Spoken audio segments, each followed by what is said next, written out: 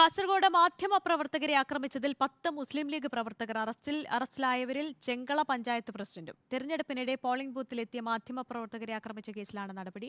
അർജുൻ ഹേമയാണ് വിശദാംശങ്ങളുമായി ചേരുന്നത്. അർജുൻ, തെരഞ്ഞെടുപ്പ് ഡ്യൂട്ടിക്കിടെ പോളിംഗ് ബൂത്തുകളിലെത്തിയ മാധ്യമപ്രവർത്തകർക്ക് നേരെയാണ് കയ്യേറ്റ ശ്രമം ഉണ്ടായത്. ഇപ്പോൾ 10 പേരെയാണ് അറസ്റ്റ് ചെയ്തിരിക്കുന്നത്. മറ്റു വിശദാംശങ്ങൾ? ആര്യ, കഴിഞ്ഞ ദിവസമാണ് ഈ സംഭവം നടക്കുന്നത്. ഈ തെരഞ്ഞെടുപ്പുമായി ബന്ധപ്പെട്ടുകൊണ്ട് കാസർഗോഡ് ചെർക്കള ഹയർ സെക്കൻഡറി സ്കൂളിലേക്കായിരുന്നു മാധ്യമപ്രവർത്തകർ വാർത്ത റിപ്പോർട്ട് ചെയ്യാൻ വേണ്ടിയിട്ട് എത്തിയിട്ടുണ്ടായിരുന്നത്. ഉച്ചയ്ക്ക് ശേഷമായിരുന്നു ഈ ലീഗിന്റെ പ്രവർത്തകർ ഈ മാധ്യമപ്രവർത്തകരെ ആക്രമിക്കുന്ന സംഭവം ഉണ്ടാകുന്നത്. കള്ളവോട്ടുമായി ബന്ധപ്പെട്ട വാർത്തയുമായി ബന്ധപ്പെട്ടുകൊണ്ടാണ് അത്തരത്തിലൊരു സംഭവം ഉണ്ടായത്. ആ സംഭവത്തിലാണ് ഇപ്പോൾ 10 മുസ്ലിം ലീഗ് പ്രവർത്തകരെ പോലീസ് അറസ്റ്റ് ചെയ്തിരിക്കുന്നത്. ഈ ആക്രമിക്കുന്നതിന്റെ ദൃശ്യങ്ങളടക്കം പുറത്തു വന്നിരുന്നു. അതിന്റെ അടിസ്ഥാനത്തിൽ കണ്ടാൽ അറിയാവുന്ന ആളുകളെയാണ് ഇപ്പോൾ പോലീസ് അറസ്റ്റ് ചെയ്തിരിക്കുന്നത്.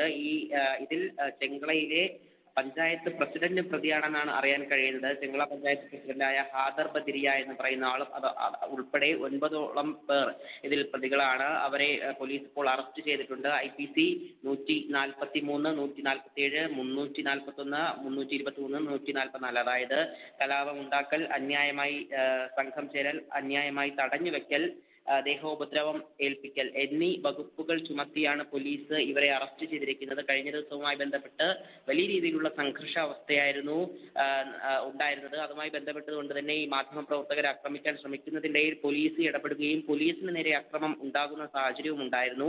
അതിൽ പോലീസിനെ ആക്രമിച്ചതുമായി ബന്ധപ്പെട്ടുകൊണ്ട് ഇപ്പോൾ അന്വേഷണം നടക്കുന്നതേ ഉള്ളൂ. അതിലൊരു വ്യക്തത നിലവിൽ അന്വേഷണം ആകുന്നത് മാത്രമേ ഉള്ളൂ.